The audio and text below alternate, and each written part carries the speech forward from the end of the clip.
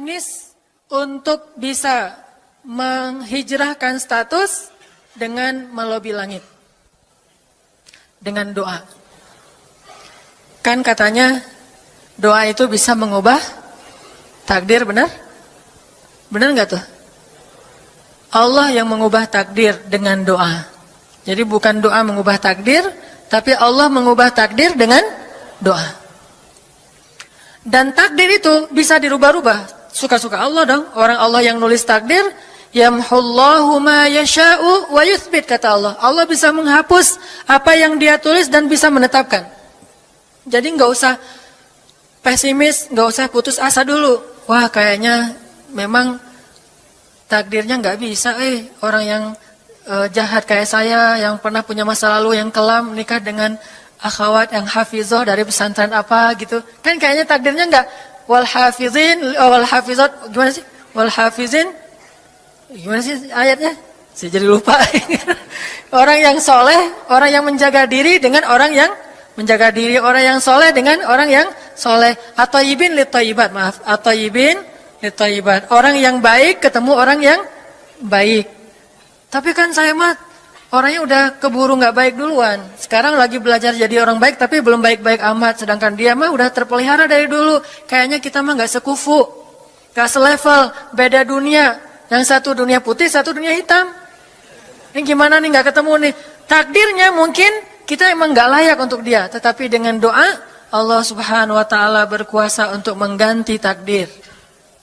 Makanya malam ini kita akan belajar tentang bagaimana menggunakan jalur langit untuk bisa mendapatkan hajat kita. Baik menikah, dapat kerjaan, punya anak, dan keajaiban-keajaiban lain yang bisa kita dapatkan kalau kita tahu cara menggunakan jalur langit. Sebelum kita masuk materi itu, yuk kita tilawah bareng-bareng ayat yang standar lah tentang doa. Surat Al-Baqarah ayat 186, itu standar banget kalau bab doa. Surat Al-Baqarah ayat 186. A'udzu billahi minasy syaithanir rajim. Enggak?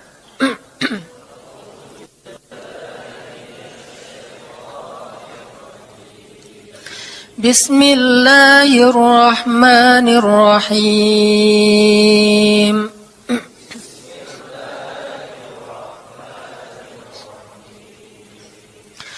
وَإِذَا سَأَلَكَ عِبَادِي عَنِّي فَإِنِّي قَرِيبٌ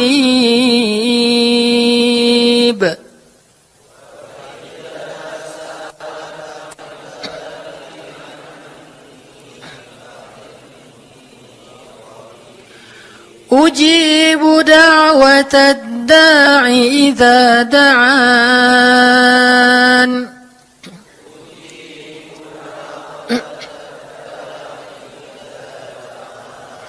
فَلْيَسْتَجِيبُوا لِي وَلْيُؤْمِنُوا بِي لَعَلَّهُمْ يَرْشُدُونَ.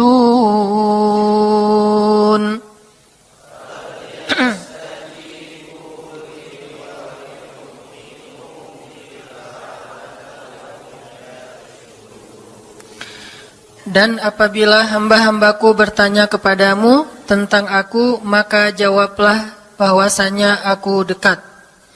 Aku mengabulkan permohonan orang-orang yang berdoa kepadaku apabila dia memohon kepadaku. Maka hendaklah mereka memenuhi segala seruanku dan hendaklah mereka beriman kepadaku agar mereka selalu berada dalam kebenaran. Shadaqallahul azim. Teman-teman yang dirahmati Allah Subhanahu wa taala, ayat ini adalah ayat kalau kita kasih judul, ayat ini tuh janji Allah kepada orang yang berdoa. Janji Allah kepada orang yang berdoa. Makanya doa itu benar-benar senjata orang mukmin, melebihi senjata apapun yang dimiliki oleh seseorang. Paling dahsyat itu kalau punya doa. Jadi kalau orang yakin kepada Allah, maka dan keyakinan dia kepada Allah lebih besar daripada keyakinan dia kepada apapun, maka selama dia masih bisa berdoa kepada Allah, dia tenang.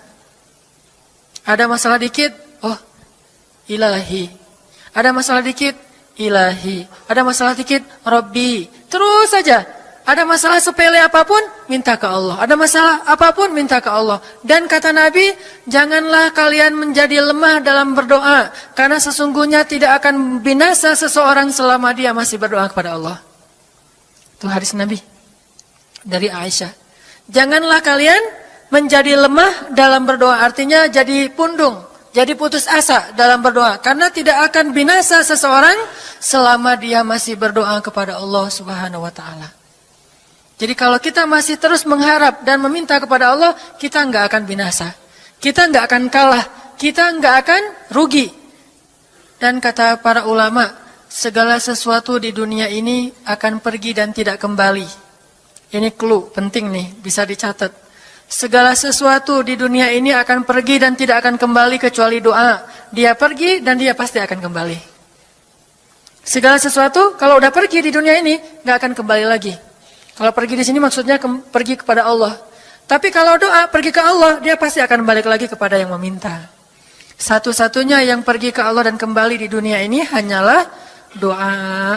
Makanya ayat ini kalau kita kasih judul adalah janji Allah kepada hambanya yang berdoa. Allah berjanji, apa kata Allah? Inni qaribun. Aku itu dekat. Maksudnya nggak mungkin aku nggak dengar doa kalian. Begitu kita berdoa, kita pikir, Allah dengar nggak ya?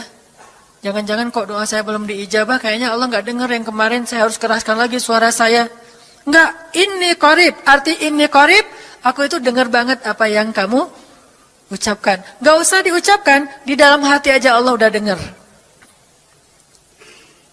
Siapa yang pernah berdoa di dalam hati terus langsung Allah ijabah? Rasulullah. Coba teman-teman buka awal juz kedua. Ayat surat Al-Baqarah ayat 144. Itu gara-gara Nabi ada harapan di dalam hati tapi nggak berani ngomong gitu ke Allah. Cuma dipendam di dalam hati doang. Tapi langsung diijabah oleh Allah. Ayat surat Al-Baqarah ayat 144. Allah berfirman, "Qad nara taqalluba wajhika fis samaa." فَلَنُوَلِّيَنَّكَ قِبْلَةً تَرْضَاهَا فَوَلِّ وَجْهَكَ شَطْرَ الْمَسْجِدِ الْحَرَامِ وَحَيْثُ مَا كُنْتُمْ فَوَلُّوا وُجُوهَكُمْ شَطْرَهُ وَإِنَّ الَّذِينَ أُوتُوا الْكِتَابَ لَيَعْلَمُونَ أَنَّهُ الْحَقُّ مِنْ رَبِّهِمْ وَمَا اللَّهُ بِغَافِلٍ عَمَّا يَعْمَلُونَ. Jadi ceritanya, orang Yahudi suka menghina kaum muslimin gara-gara orang Islam kalau sholat waktu itu masih menghadap ke Al-Aqsa, Palestina. Jadi kata orang Yahudi itu, lihat orang Islam mah fake. Suka niru. Kita sholat menghadap Al-Aqsa, mereka sholat menghadap Al-Aqsa. Berarti agama mereka itu adalah agama yang meniru agama kita. Nggak original. Sering diperolok-olok. Setiap kaum muslimin sholat dihina sama mereka. Akhirnya Nabi ngerasa sedih. Wah, gimana ya caranya? Sehingga setiap sore Nabi berdiri di suatu bukit, kemudian lihat ke langit. Cuman nggak ngomong, gini aja ke langit. Membatin. Bayangin, pernah nggak teman-teman membatin ke Allah? Ini yang harus kita coba lakukan. Belajar membatin kepada Allah. Itu romantis banget. Jadi duduk sendiri, Allah, ngomong gitu dalam hati. Dan yakinlah ini qarib, Allah tuh dengerin. Jangan pikir saya kayak ngomong sendiri, kayak orang kurang waras. Enggak, Allah itu mendengar. Jadi kita batin aja sama Allah, ngomong dalam hati. Ya Allah, saya tuh lagi gini, ada masalah. Ngomong dalam hati kita, please Allah, please gitu ya. Nah, itu kalau kita membatin, inni qaribun. Wa asirru qaulakum aw ijharu bih innahu alimun bidzatis sudur. Jadi Nabi nggak enak mau ngomong, ya Allah tolong dong pindahin kiblat dari Masjidil Aqsa ke Masjidil Haram. Soalnya daripada dikata-katain melulu sama orang Yahudi, mau ngomong kayak gitu tuh nggak enak sama Allah. Malu Rasul ke Allah. Masa kiblat aja minta dipindahin.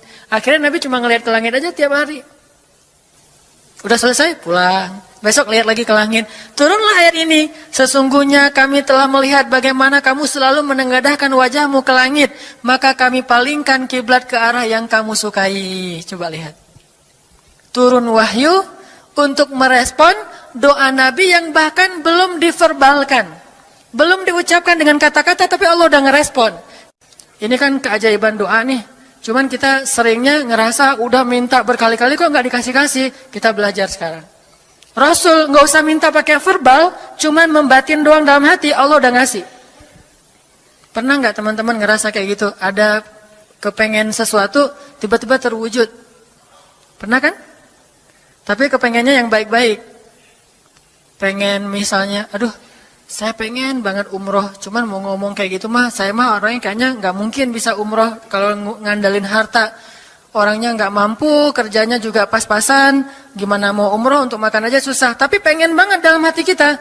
Dan itu rindunya tuh rindu banget. Setiap kali ngelihat video atau tayangan di TV tentang umroh dan haji, menitikkan air mata. Saking kangennya ke Baitullah. Allah tahu itu dalam hati kita. Tiba-tiba ada jalan. Ada aja jalannya. Dan bisa dikasih sedekah, bisa juga hadiah, bisa juga door prize, bisa juga macam-macam. Pokoknya ada jalan aja, tiba-tiba bisa umroh. Dan saya sering banget membawa orang umroh. Di antara jamaah itu selalu ada 1 atau 2 orang yang umrohnya itu miracle, keajaiban dari Allah. Ketika saya cari tahu alasannya apa, ternyata emang dia dari dulu pengen banget umroh. Cuman nggak bisa ngandelin hartanya, Allah kasih jalan yang lain. Bukankah Allah itu memampukan yang diundang, bukan mengundang yang mampu? Kan itu yang sering kita dengar kan? Allah tidak mengundang yang mampu, tetapi memampukan yang diundang. Kalau udah Allah undang, pasti mampu. Kalau Allah nggak ngundang, walaupun dia mampu nggak akan bisa. Jadi Allah bukan mengundang yang mampu, tetapi memampukan yang diundang.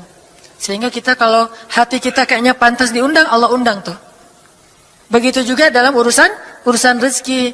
Aduh, saya pengen kerjaan yang kerjaannya itu lebih halal, lebih nyaman, bisa sholat berjamaah tepat waktu, ada waktu juga buat keluarga, bisa juga berdakwah ke teman-teman. Akhirnya membatin kita itu karena kuat banget, Allah wujudkan.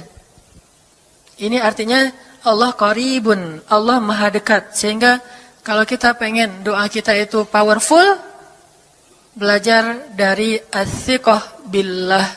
Tips pertama adalah as-siqah billah. Percaya deh sama Allah. Percaya sama Allah. Jangan berdoa dengan ragu-ragu. Kayak kita datang kepada seseorang untuk minjem duit, tapi kita ragu. Dia nih kayaknya orangnya susah kalau dipinjemin. Kalau minta dipinjemin gitu. Ini saya lagi ada masalah dikit nih, boleh minta bantu nggak? Apa? Gimana ya ngomongnya? Susah ngomongnya tuh ragu-ragu gitu kan ya?